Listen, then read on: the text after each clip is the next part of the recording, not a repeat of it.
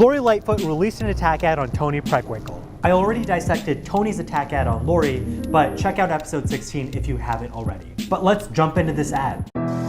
Why is Toni Preckwinkle launching an incorrect, full-blown attack against Lori Lightfoot? Okay, I know we just got started, but there's a lot to unpack here. So first, I think it's pretty funny to attack someone for releasing an attack ad in an attack ad. But my biggest problem is right here. Lori's team is quoting one word from an entire days of journalism from the city's biggest newspaper. I went through every political article from that day and couldn't find the word incorrect. But I could have sworn that this article had an issue with this line from Toni's attack ad. And worked for Republican politicians trying to protect their power. When the article was first published, it read, Preckwinkle's ad also quotes a Chicago Reader article saying Lightfoot worked on 2 lawsuits brought by Republicans challenging congressional redistricting. That is incorrect. But the Tribune issued a correction to that article. A March 2nd story about the Chicago mayoral campaign stated that a campaign ad produced by candidate Toni Preckwinkle and a Chicago Reader article quoted in the ad were factually incorrect. In fact, the ad and the Chicago Reader story accurately asserted that candidate Lori Lightfoot worked on 2 lawsuits brought by Republicans challenging congressional redistricting. The correction was made the day after the article was originally published online. Lori Lightfoot's attack ad, on the other hand, was up 5 days after the article was originally published. Which means there's no excuse for this being wrong. Toni's attack ad is not incorrect.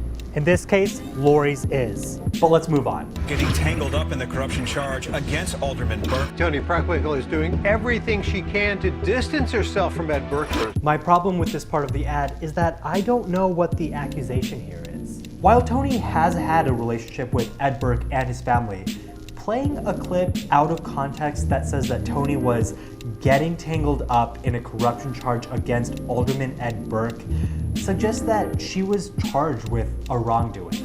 She wasn't. Here's the long story cut short.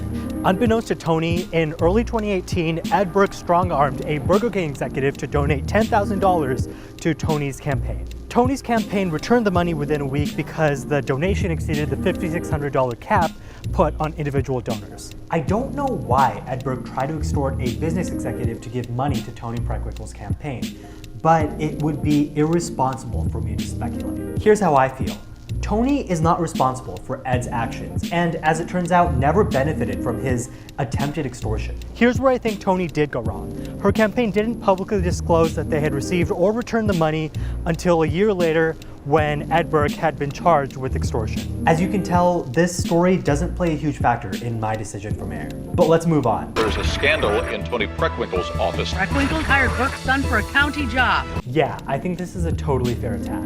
Toni's administration hired Ed Burke Jr. in 2014. At the time, Ed was under internal investigation for making inappropriate sexual comments during his time at the sheriff's office. The job that Ed Burke Jr. got in Toni Preckwinkle's office was Shackman exempt, which meant that political considerations could legally factor into the hiring. Chicago politics. Toni Preckwinkle deals with the growing backlash over Cook County's tax on sugary drinks. Yeah, I think this is fair. Toni spearheaded the soda tax, and it was really unpopular and, more importantly, regressive. An entrenched political insider won't lead Chicago forward. I don't think I have an issue with this. If you don't like Toni, you probably think of her as an entrenched political insider. But if you do like her, you probably just think of her as being experienced. Overall, I'm not a fan of this attack ad. Not because I don't think that there are real legitimate concerns about Toni Preckwinkle. Those definitely exist. My issue is that there is a glaring inaccuracy in the opening seconds of the ad, and the ad seems to generate more of a feeling of anger than to explain to me why I should be angry. And I don't think that there are enough citations. Does that mean Toni is the better candidate? No, but Toni had the better attack ad. Thank you so much for watching. If this is something that you enjoyed, please share this video, and if you want to support this series, please consider donating to my Patreon page. This web series is entirely funded by you, the audience. Also, just an update, while I was able to talk to Lori Lightfoot's campaign before the runoff, they haven't been getting back to me, so I don't know whether I'll be able to get you an interview with Lori Lightfoot. It's a real shame, but I promise I'm trying my best. Until next time, thanks so much.